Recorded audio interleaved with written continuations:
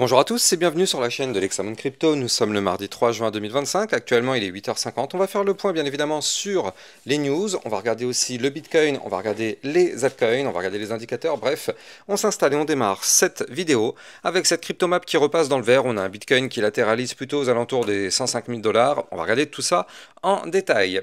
On démarre directement avec les news. Il s'est passé quelques informations donc hier. On va retracer un petit peu tout ça. Alors déjà, dans le club, on avait vu hier la crypto-monnaie Fetch qui était dans une situation un petit peu délicate. Donc il faut surveiller ça quand même. Sur YouTube, on avait vu la crypto-monnaie XRP. Crypto-détente qui nous pousse que Trump met en garde contre un désastre économique. Il affirme que si ces tarifs Liberation Day sont rejetés par les tribunaux, cela permettrait à d'autres pays de prendre l'Amérique en otage avec leurs propres tarifs. Donc selon lui, ça mènerait à une ruine économique des États-Unis. Donc on verra bien ce que ça va donner. Mais c'est pas forcément bon signe pour la suite en tout cas. Si jamais c'est pas accepté, il risque d'y avoir encore des escalades. Bref. C'est pas fini cette histoire. Metaplanet continue son shopping Bitcoin. La société vient d'acheter 1088 Bitcoins pour l'équivalent de 117,3 millions de $, portant ses avoirs à 8888 Bitcoins au total. C'est quand même assez ouf. On n'est pas au niveau de stratégie bien évidemment, mais c'est quand même déjà assez incroyable. La société Reitar Logitech prévoit d'acheter jusqu'à 1,5 milliard de $ en Bitcoin pour protéger ses réserves face à l'instabilité financière. BlackRock qui transfère 4113 bitcoins, donc l'équivalent de 429 millions de $, vers Coinbase Prime, un mouvement massif qui alimente les spéculations. Est-ce que c'est de l'achat, de la vente, Ça va être stratégique, tout ça, on verra bien. Hier, donc la société Stratégie a acheté 705 bitcoins. J'ai envie de dire que 705. On sait que normalement ils achètent plusieurs milliers, voire dizaines de milliers. Donc effectivement, c'est pas énorme.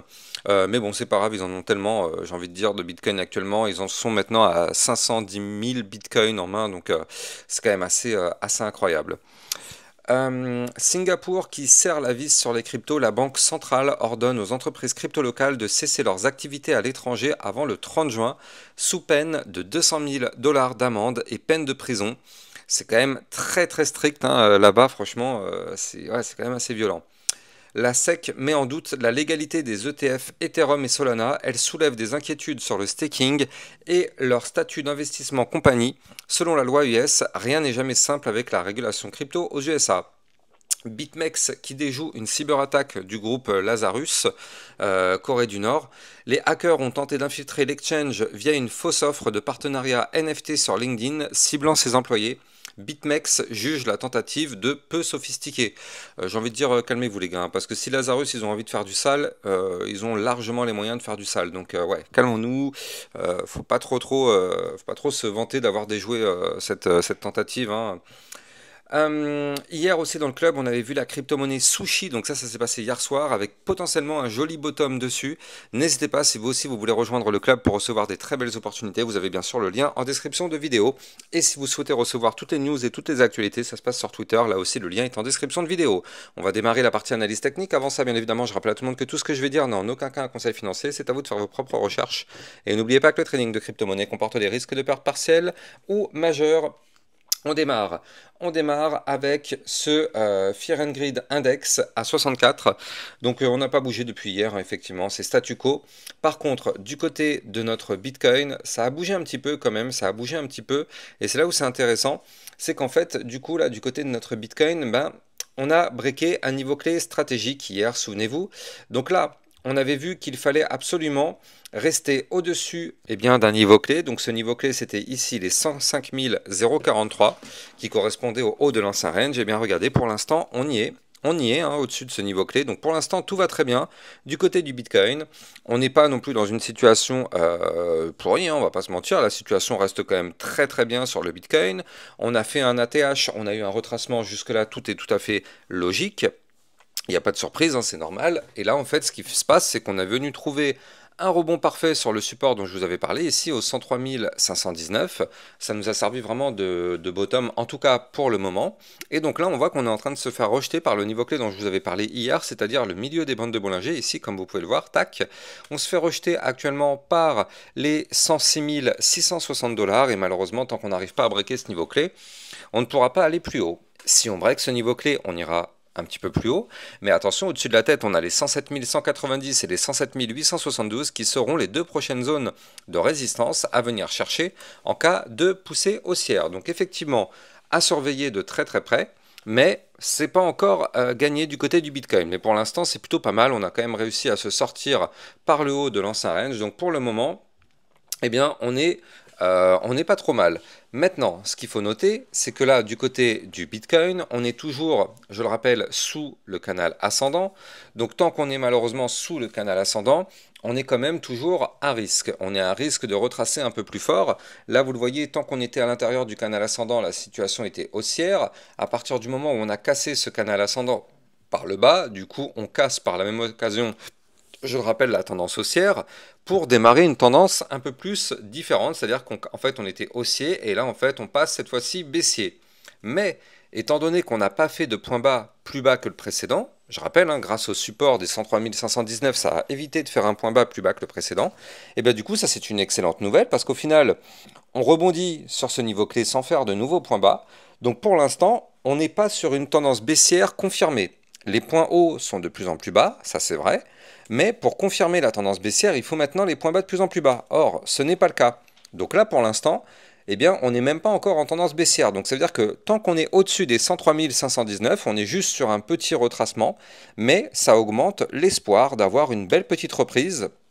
Et ça augmente l'espoir de revenir rechercher la fameuse ligne de tendance baissière historique qui nous a rejeté. Hein. Souvenez-vous, cette ligne qui est là, on le sait, hein, je vous l'ai déjà expliqué à plusieurs reprises, c'est vraiment notre ligne de tendance haussière historique qui depuis 2017 nous empêche d'aller plus haut. Et donc effectivement, on a été rejeté par ce même niveau clé, mais si on arrive à rester au-dessus des 103 519 $, ça nous permettrait potentiellement de tenter un retour à ce niveau-là. Donc effectivement, à surveiller de très très près, en tout cas du côté du Bitcoin. Pour le moment, la situation vraiment elle n'est pas si mal que ça. Oui, on a retracé, mais au final, c'est pas si grave, vraiment c'est pas si grave. La bonne nouvelle aussi, c'est qu'on pourrait, on pourrait y voir une sorte de bout de flag. Hein. On a un mouvement entrant qui est haussier, derrière on a un retracement. En général, ce type de choses-là, c'est pour prolonger le mouvement entrant, donc prolonger la hausse. D'autant plus que grâce au retracement qu'on a eu, on a un Bitcoin qui est revenu rechercher quand même des points un peu plus bas du côté du RSI. On est actuellement à 53,59. Donc en vrai, on a déjà eu un retracement, hein. On est déjà retombé plutôt bas. On peut très bien sûr, nous ne sommes pas naïfs, chuter un petit peu plus. Mais en tout cas, là on est déjà sur des belles zones. Donc est-ce que les 103 519 n'étaient pas le bottom pour pouvoir, pourquoi pas, se relancer? C'est telle est la question. En tout cas, ce qu'il faut se dire, c'est que maintenant, on a deux niveaux clés de support qui sont sous nos pieds. On a ici le haut du range, et ça c'est une très bonne nouvelle, à 105 050 $. Et on a ce support, bien sûr, des 103 512,9, dont je vous parle déjà depuis le début de cette vidéo. Donc tant qu'on est au-dessus de ces deux niveaux clés, pour l'instant, tout va bien sur notre Bitcoin. On a connu un retracement en passant de 112 000 $ à 103 000 $, mais au final, c'est pas grave du tout. Franchement, pour l'instant, on est au-dessus des niveaux clés, donc j'ai envie de dire, tout va pour le mieux du côté de notre Bitcoin, en tout cas pour le moment. Alors pour ceux qui rejoignent ma chaîne YouTube, je rappelle qu'en vue long terme, on a toujours une grosse divergence baissière qui est matérialisée, mais pour l'instant, elle n'est pas activée, donc du coup, je ne vais pas en parler, je ne vais pas effrayer les gens, ça sert à rien pour l'instant. Elle n'est pas activée, donc tant qu'elle n'est pas activée, il n'y a aucun danger, ça sert à rien effectivement d'en parler. J'en parle quand même de temps en temps, histoire qu'on la garde en tête, mais tant qu'elle n'est pas activée, elle n'est pas menaçante.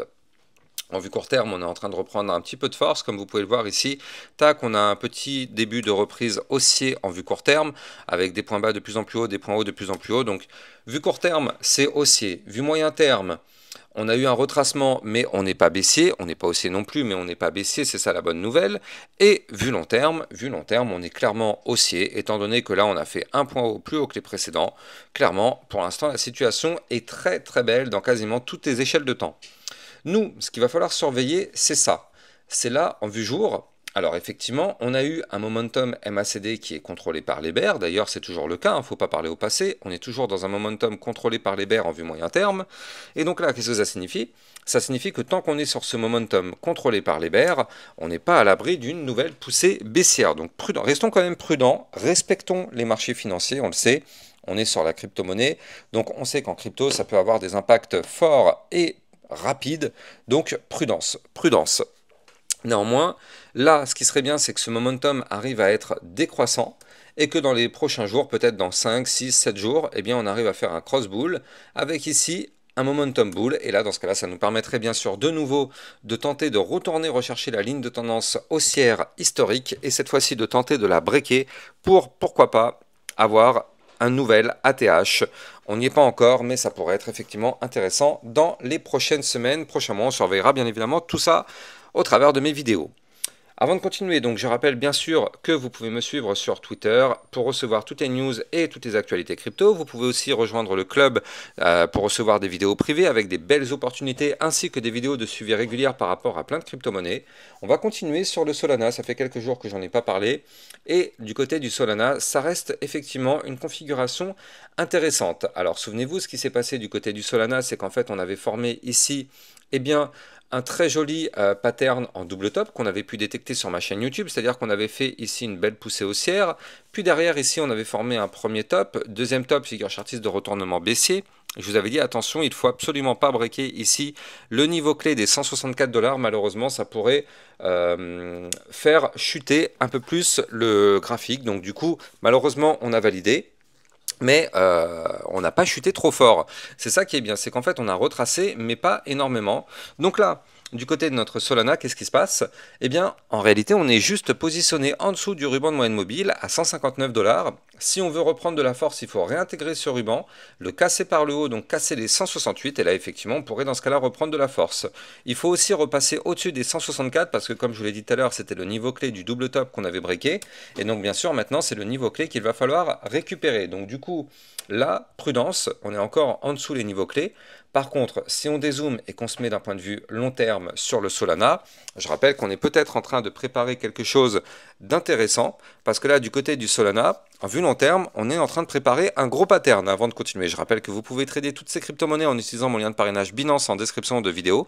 Ça vous permet d'obtenir un bonus à vie sur vos frais de trading, et surtout, ça vous permet de trader sur une plateforme enregistrée PSAN auprès de l'AMF.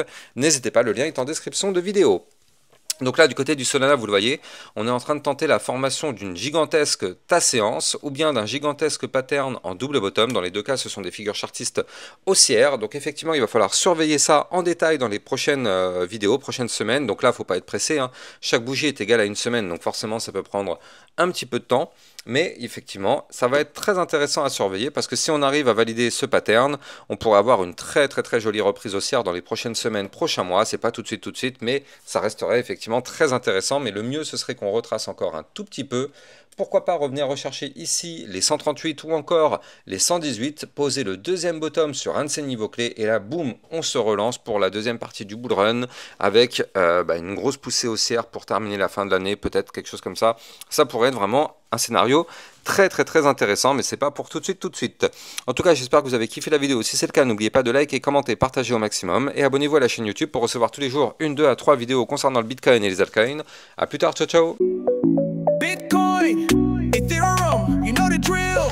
Lost it all but came back with the skill.